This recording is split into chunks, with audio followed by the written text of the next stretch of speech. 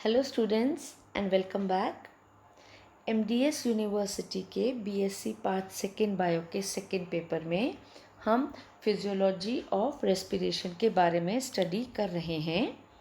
I am doctor Bharti Prakash, associate professor, department of zoology, SPC, government college Ajmer. इससे previous lecture में हमने transport of oxygen के बारे में स्टडी किया था, जिसमें हमने देखा था how haemoglobin combines with oxygen to form oxyhemoglobin at the lung surface and how the blood transports oxygen to the tissues where the oxyhemoglobin dissociates. आज के लेक्चर में हम ऑक्सीजन हीमोग्लोबिन डिसोसिएशन कर्व या ऑक्सी हीमोग्लोबिन डिसोसिएशन कर्व के बारे में study करेंगे। So what is oxy haemoglobin dissociation curve? Oxy haemoglobin dissociation curve जो है वो एक ग्राफ होता है जिसमें ऑक्सीजन पार्शियल प्रेशर जो है उसको हम हॉरिजॉन्टल एक्सिस पर मार्क करते हैं और ऑक्सीजन सेचुरेशन जो है उसको हम वर्टिकल एक्सिस में मार्क करते हैं। यानी कि ऑक्सीजन PO2 जो है उसको हम जो है वो एक्स एक्सिस पे लेते हैं और सेचुरेशन को जो ऑक्सीजन सेचुरेशन को जो है हम वाई एक्सिस पर लेते हैं और यह एक एस शेप्ड का कर्व फॉर्म करते हैं बिकॉज ऑफ कोऑपरेटिव बाइंडिंग। जो ऑक्सीजन हीमोग्लोबिन डिसोसिएशन कर्व है वो ये डेमोन्स्ट्रेट करता है कि जब ब्लड में पार्शियल ऑक्सीजन प्रेशर इंक्रीज होता है तो कैसे एक प्रोग्रेसिव इंक्रीज होता है परसेंटेज में हीमोग्लोबिन बाउंड विद ऑक्सीजन में, and this is known as percent saturation of haemoglobin. Blood जब लंग्स को लीव करता है और वो सिस्टमिक आर्टरीज में पहुंचता है तो वहाँ पर यूजुअली जो PO2 है उसका जो है वो it is about 95 mmHg।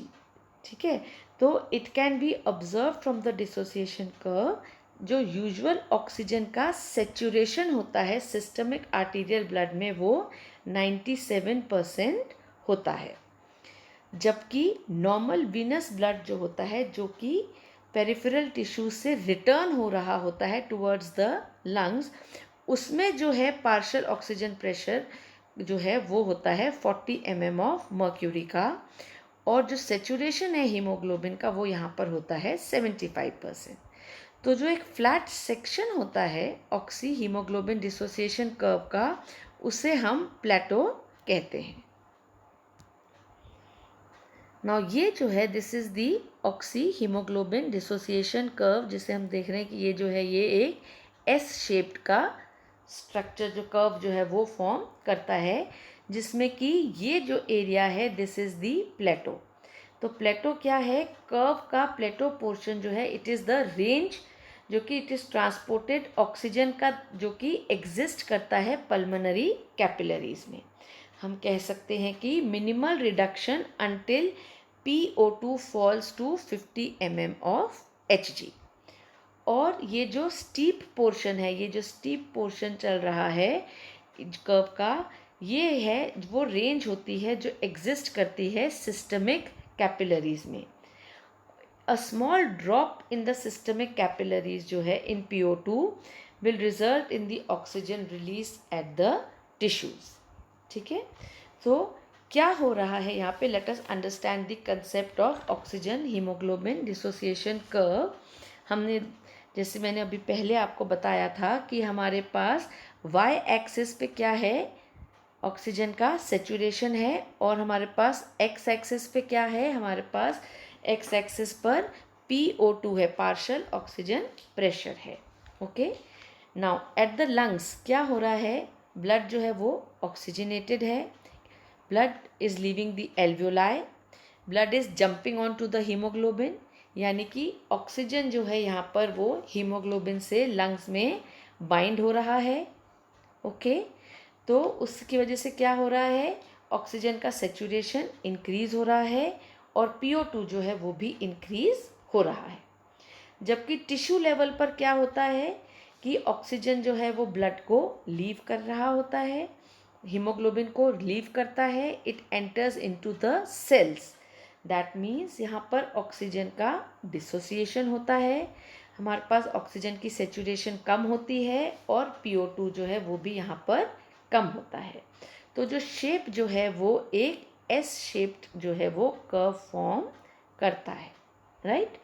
So what is happening at the lungs is कि हीमोग्लोबिन जो है वो सेचुरेटेड हो रहा है बाय द ऑक्सीजन, लेकिन टिश्यू लेवल पर क्या हो रहा है, क्योंकि टिश्यू को ऑक्सीजन की ज़रूरत होती है, इसलिए ऑक्सीजन जो है वो हीमोग्लोबिन से यहाँ पर डिसोसिएट हो रहा है।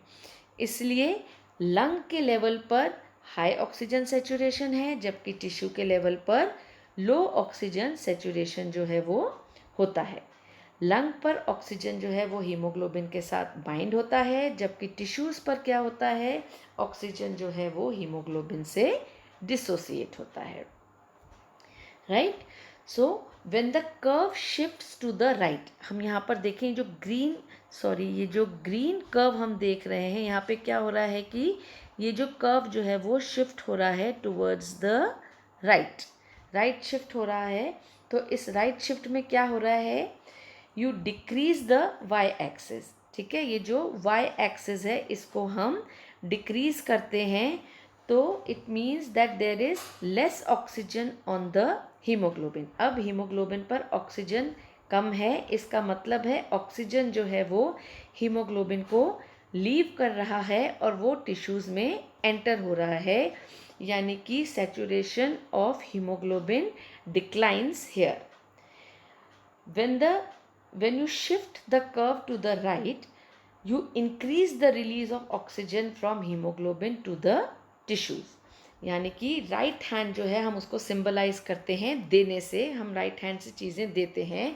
दैट मीन्स जब भी शिफ्ट जो है वो कर्व का शिफ्ट जब राइट साइड पर होगा, इट मीन्स कि ऑक्सीजन जो है वो टिश्यूज़ को यहाँ पर हम दे रहे हैं। यहाँ पर हीमोग्लोबिन जो है वो ऑक्सीजन टिश्यूज़ को दे रहा है, राइट मीन्स गिविंग। अगर हम इस कर्व को लेफ़्ट शिफ्ट करते हैं, ये कर्व जो है वो लेफ़्ट में शिफ्ट होता है, इसका क्या मतलब है कि you increase the y axis, यहाँ पर वाई एक्सिस जो है वो इंक्रीज हो रहा है, इसका मतलब ऑक्सीजन जो है वो हीमोग्लोबिन में इंक्रीज हो रहा है, विच मीन्स कि ऑक्सीजन जो है वो अब टिश्यूज से दूर है और वो हीमोग्लोबिन पर अटैच हो रहा है। So shifting the curve to the left decreases the release of oxygen from hemoglobin to the tissues। यानी कि लेफ्ट शिफ्ट का मतलब that the tissue is left behind, यानी कि एट द लंग सरफेस पे क्या हो रहा है, ऑक्सीजन की एफिनिटी इंक्रीज हो रही है। जब ऑक्सीजन की एफिनिटी हीमोग्लोबिन के प्रति इंक्रीज होती है तो इसका मतलब है कि ऑक्सीजन की अनलोडिंग जो है वो डिक्रीज हो रही है, यानी कि अब ऑक्सीजन डिसोसिएट नहीं हो रहा है। जब इसका ठीक ऑपोजिट जो है वो टिश्यू लेवल पर होता है, वहाँ पर क्या हो रहा है, ऑक्सीजन जो है उसकी एफिनिटी जो है वो डिक्रीज हो रही है। इसका मतलब है कि ऑक्सीजन जो है वो हीमोग्लोबिन से अनलोड हो रहा है, डिसोसिएट हो रहा है और वो सेल्स को दिया जा रहा है। So this is how we understand the oxyhaemoglobin dissociation curve. Now haemoglobin जो ब्लड में है वो ऑटोमेटिकली ऑक्सीजन डिलीवर करता है टिश्यूज़ को जब प्रेशर जो है वो 15 से 45 mmHg होता है। जो कर्व ड्रॉन होता है कार्बन डाइऑक्साइड का वो होता है 40 mmHg पर, और इसको हम एक नॉर्मल फिजियोलॉजिकल कंडीशन की तरह कंसिडर करते हैं। Now what are the factors जो कि डिसोसिएशन ऑफ ऑक्सीहीमोग्लोबिन को अफेक्ट करते हैं। सबसे पहले हमने देखा टेम्परेचर।